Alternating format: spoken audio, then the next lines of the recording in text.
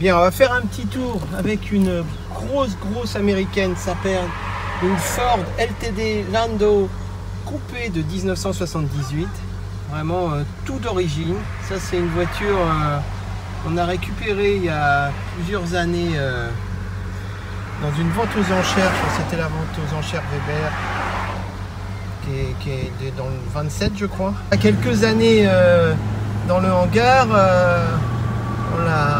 elle fonctionnait pas évidemment. Il y avait une grosse révision à faire au niveau moteur qui a été fait, les freins, la carburation, tout l'allumage a été fait et là elle va bien, elle roule bien. On entend d'ailleurs un moteur souple à souhait, agréable, conduite vraiment à l'américaine. C'est une grosse américaine qui fait pas loin de 6 mètres, hein, 5,80 m. Elle est propulsée par un moteur Windsor de 5,8 litres, hein, 351 pouces cubiques. Voiture automatique évidemment, à carburateur qui développe à peu près 150 chevaux à 3000 tours minute. Elle a une bonne puissance, elle a surtout une souplesse vraiment digne des plus belles Cadillac. Au V8, voilà, on va le pousser un peu. Voilà, on voit que ça répond bien. Hein. Sympathique, vraiment sympathique. On voit qu'il y a une bonne prise de puissance.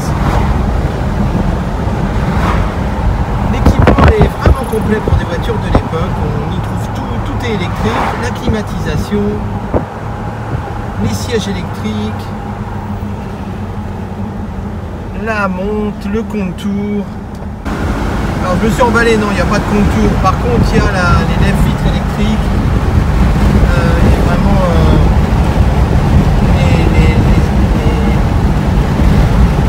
électrique à l'avant comme à l'arrière, et puis le réglage des rétroviseurs aussi se fait d'une façon électrique. Voilà. Elle est très spacieuse, très lumineuse, il y a un magnifique toit au vent.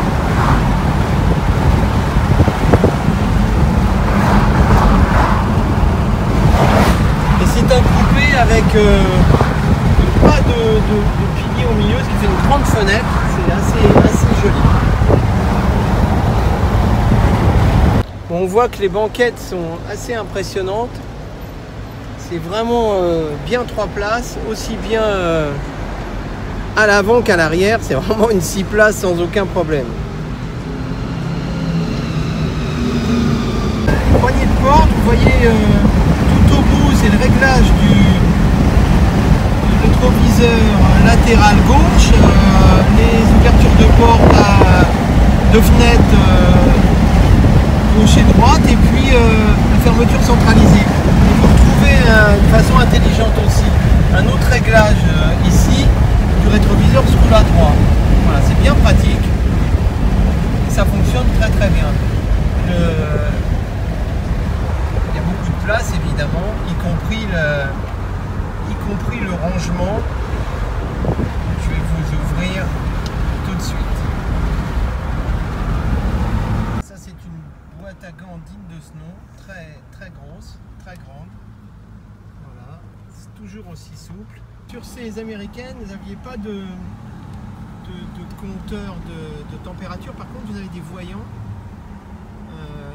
qui sont l'équivalent height, beam, fasten belt, halt, engine et brake. Qui sont des voyants qui vont vous donner des indications sur l'état aussi bien des freins que de la température. Donc c'est tout aussi pratique. Elle est équipée de freins à disque assez important et de servo-frein tambour donc à l'arrière. Elle freine vraiment correctement. La difficulté dans ce genre de véhicule, c'est non seulement la longueur à manier, mais c'est la largeur, parce qu'elle fait à peu près un peu plus de 2 mètres de large. Donc c'est vrai que c'est la largeur qu'il faut bien prendre en compte lorsqu'on conduit.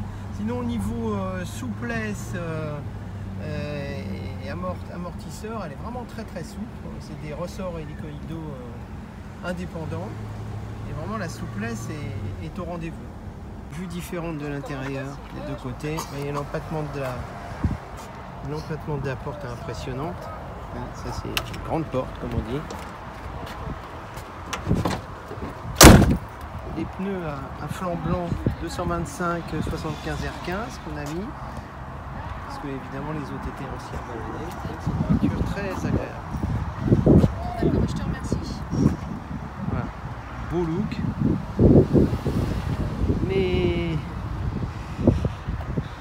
les feux avant qui descendent avec un système d'aspiration et qui ferment le clapet.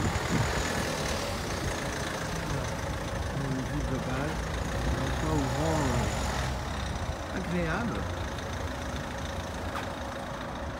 et un coffre énorme.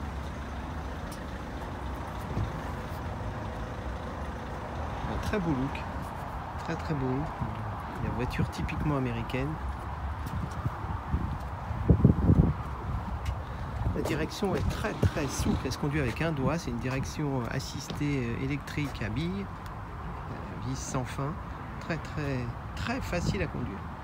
Je résiste pas à vous montrer le Vauxhall d'époque, hein, avec les cassettes, grosses cassettes d'époque.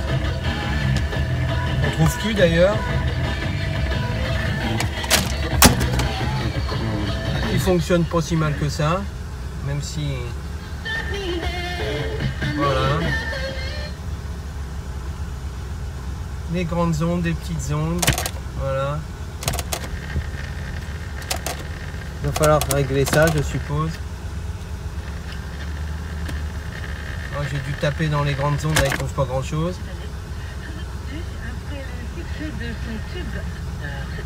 Voilà. Donc quoi montrer encore au bout vous avez l'interrupteur à pied pour passer de feu de route à plein phare. Et puis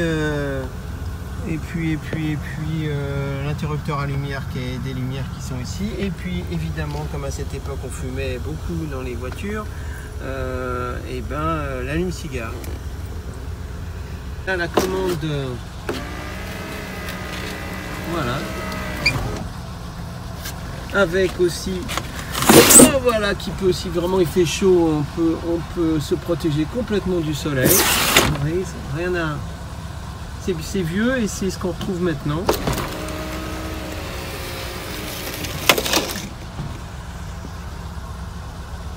Et sans oublier la pédale de frein à main et puis le petit bouton rouge pour enlever le frein à main lorsqu'on a appuyé sur la pédale, un petit peu comme les DS. Autre chose aussi, je ne sais pas si j'en ai parlé, régulateur de vitesse déjà pour l'époque. Voilà, tout à fait ce qu'on retrouve classiquement sur nos modernes. Pour une voiture donc qui est des années 78, c'est quand même assez extraordinaire. Bon alors en conclusion, c'est une américaine. Je pense que dans une collection, si on peut avoir une américaine, c'est agréable. C'est vraiment un autre style de voiture. C'est un autre monde, c'est une autre vision de l'automobile. Qui n'est pas la même qu'on a nous, ni en France, ni en Europe. Ce sont des voitures qui sont faites pour les grandes routes, les grands circuits. C'est des voitures vraiment qui sont très typiques des États-Unis et qui sont néanmoins très agréables à conduire du fait de leur grande souplesse et leur grande maniabilité, malgré leur empattement et leur surface impressionnante. Voilà, donc c'est vraiment un véhicule à conduire au moins une fois dans sa vie, voire à posséder.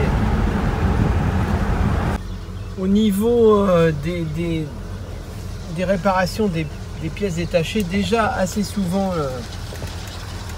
le montage sur les américaines est relativement facile, c'est précis, clair, ils ne se fatiguent pas avec des choses compliquées, généralement c'est assez accessible. Et puis on trouve des pièces un peu partout, ce qui n'est pas le cas avec nos européennes. On arrive à trouver des pièces, soit des pièces carrément d'origine, soit des pièces qui sont refaites. Donc c'est relativement simple de les entretenir et de les restaurer.